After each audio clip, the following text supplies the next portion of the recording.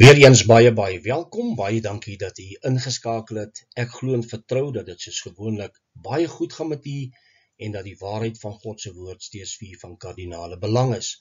Nou in vandag se video gaan ons kyk na vreemde manifestasies in die kerk, mense wat in 'n soort van 'n beswyming ingaan of 'n ekstatiese trans. Nou ek weet nie of jy dit ooit al beleef of gesien het nie, maar hierdie goed vind plaas in baie van ons hyper-charismatiese kerke. Ek sien nie dit gebeur in elke een van hulle nie, maar in hierdie diens van Rodney Howard-Browne gaan ons kyk dat dit wel plaasgevind het, en ons moet gaan kyk wat die woord van God leer daaroor. Sê die skrif ons enigiets van hierdie goed, en daarom is dit belangrik dat ons die geeste sal toets. Moenie elke gees glo nie, maar toets hulle sê die woord van die Here. En dis maar vir my bloot charismatiese misleiding. Nou ek gaan ter inleiding vir 'n videoklip speel, 'n baie kort videoklip van wat daar gebeur.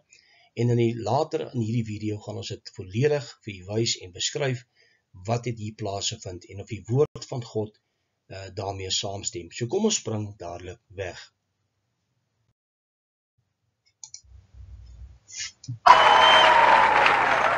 What did God do for you, sir?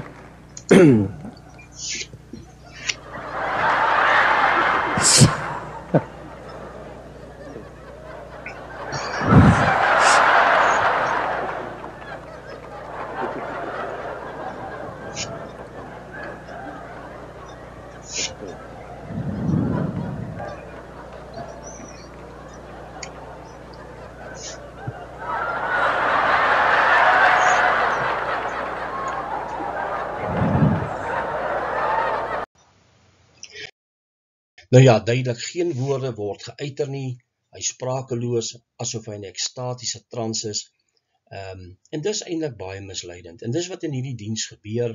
Ons gaan vir later nou volledig wys.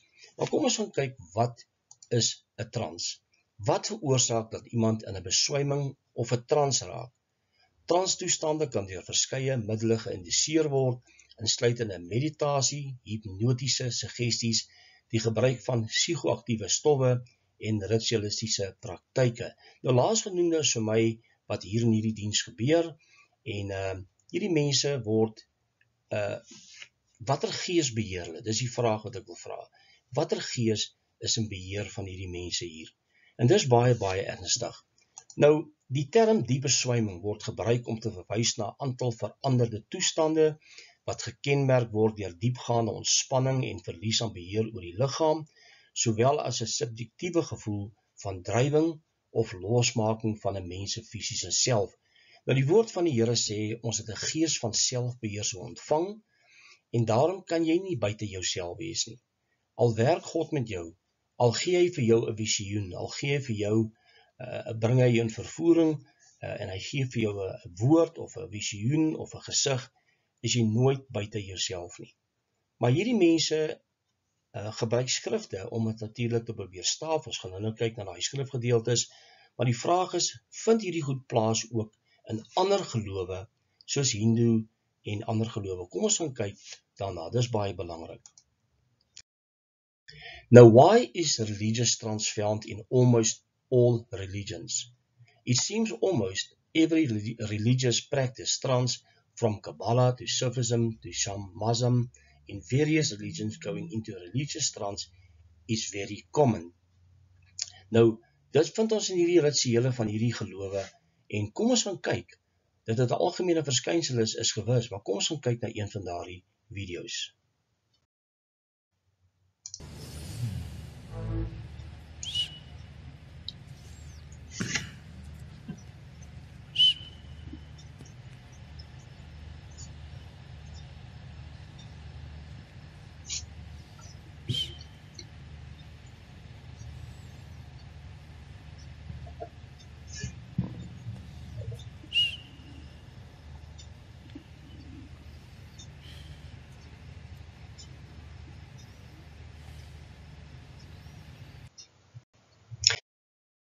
Nou ja, geen woorde word geuiter nie, dieselfde wat ons in die eerste video gesien het.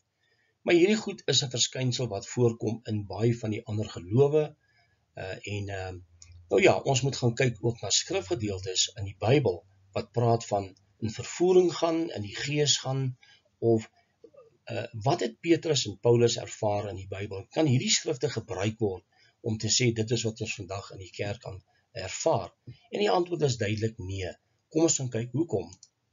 Nou hierdie is 'n verrukking van sinne of 'n trans, wat die King James Version beskryf.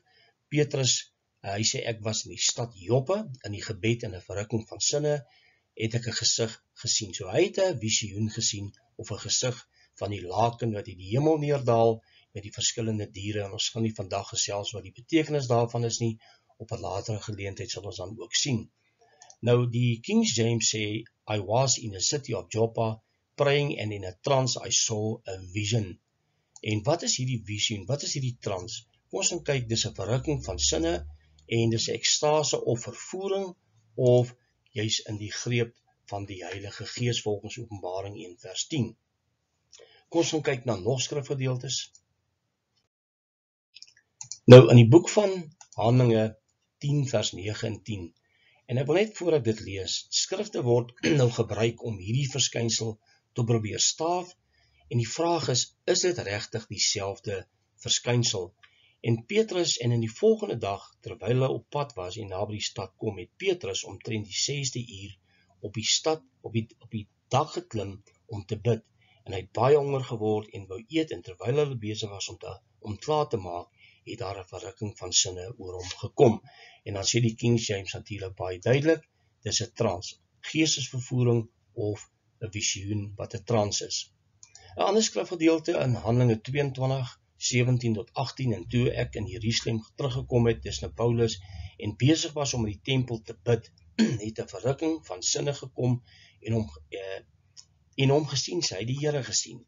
En hy het vir my gesê, maak gou en gaan haastig uit Jerusalem uit, want hulle sal jou getuienis aangaande my nie aanneem nie.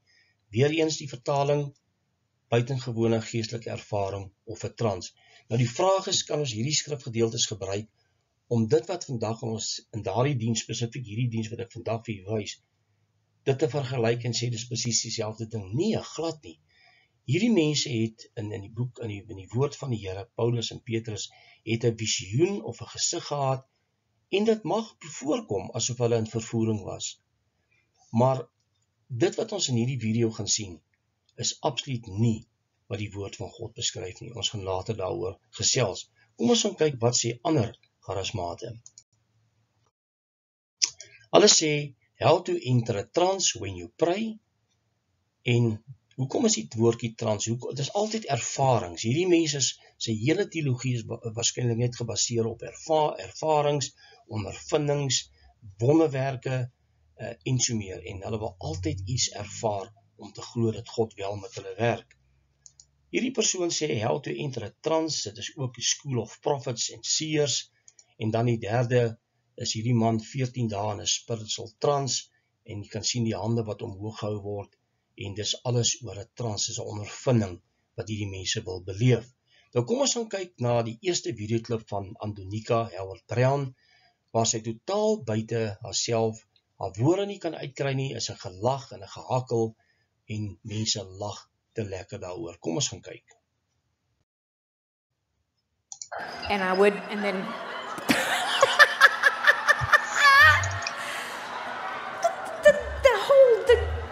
but and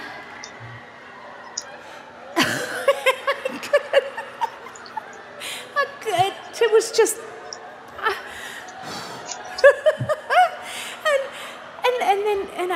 and I you know I you know but I could but I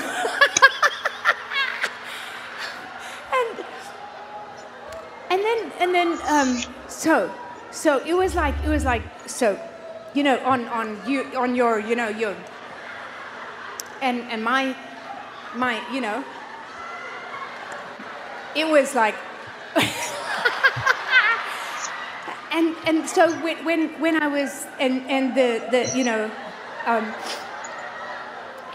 when yeah and on it was. Nou hierdie mense gaan in 'n trance waar hulle nie hulle woorde kan uitkry of die sin voltooi nie, en dit is nou Andonika Howard Brown, die vrou van Rodney Howard Brown. En die vraag is hierdie die verrukking van sinne wat Petrus en Paulus gehad het? En dan die baie belangrike vraag, stig dit enige iemand en bring dit eer aan God?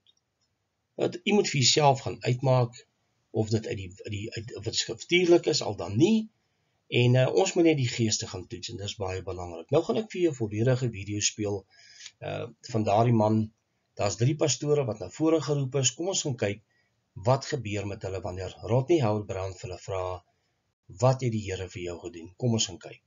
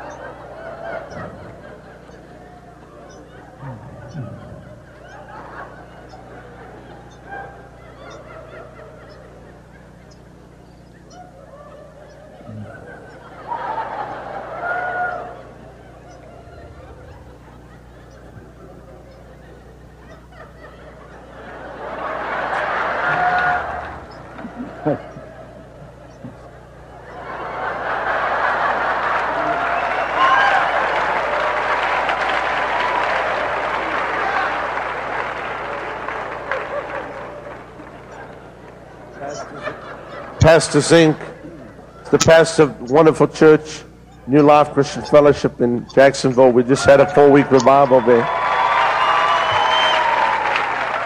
What did God do for you, sir?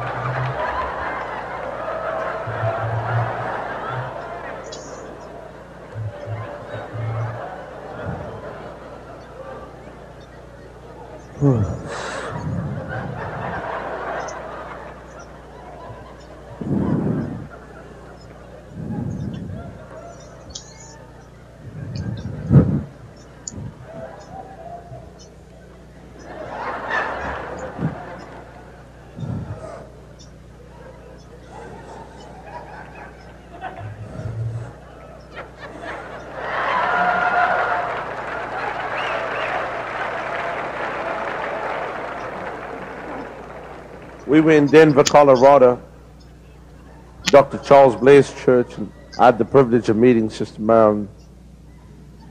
And as a fact, I think the first time we really met, she was in the floor. I'm not sure.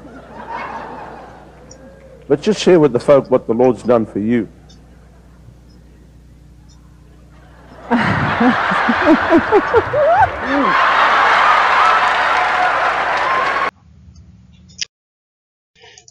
Nou ja, pastore word nader geroep, geen woorde word geuiter nie, terwyl die mense het geniet en lag asof dit 'n sirkus is. Vir hierdie mense gaan dit oor ondervinding.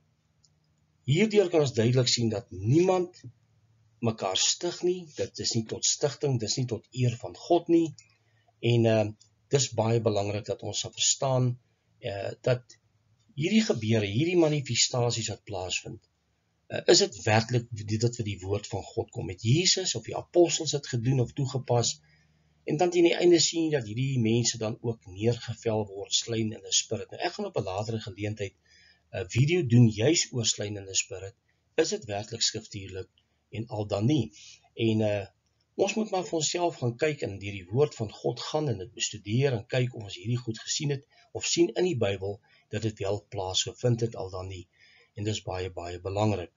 Maar kom ons gaan kyk na 'n laaste videoklip van 'n dame wat haar getuienis wil bring, ook by Rodney Howard-Browne op 'n ander geleentheid, en dis 'n gehakkel en 'n gestotter en 'n gelag, dit is absoluut so buite die woord van die Here. Maar kom ons gaan kyk wat hier gebeur het.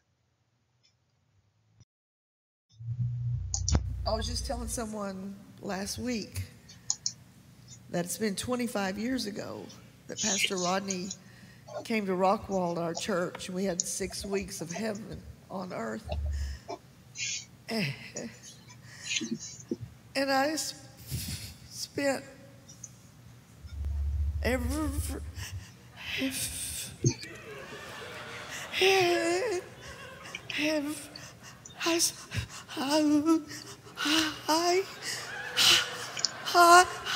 I spent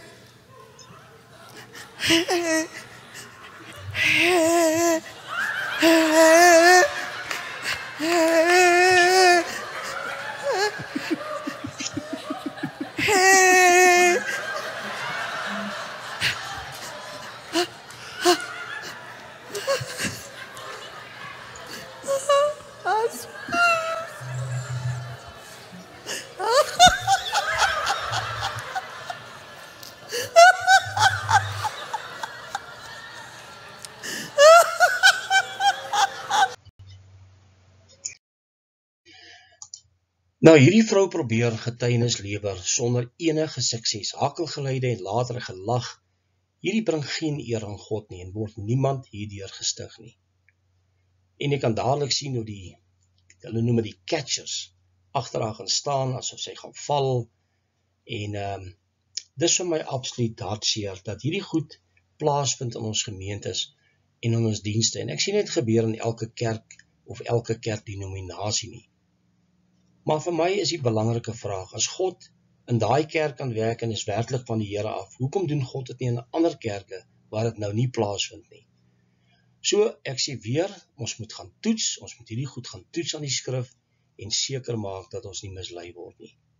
Dit is belangrik, want so baie kinders van die Here, hoe opreg hulle dit bedoel, word mislei en daar's baie wrede wolwe in skaapklere. Nou ja, ek gaan afsluit met hierdie gedagte, pas op vir hierdie mense wat jou kan mislei en sal mislei as jy nie oppas nie. Maak seker dat jy weet wat die woord van God leer in konteks en toets die geeste, dis baie belangrik, dis die sleutel tot die waarheid, dis toets die geeste, kyk wat die woord van die Here leer. Maar hierdie goed vir my absoluut nie skriftuurlik nie. Jy kan nie eie opinie daaroor lig, maar vir my is dit absoluut nie skriftuurlik nie, dis buite die woord van die Here, dit is nie iets wat ons in die woord van God sien plaasvind dit nie, maar nou ja, tot 'n volgende keer, wanneer ons weer gaan gesels oor vreemde manifestasies of watter 'n onderwerp ook al, mag die Here u seën, totsiens.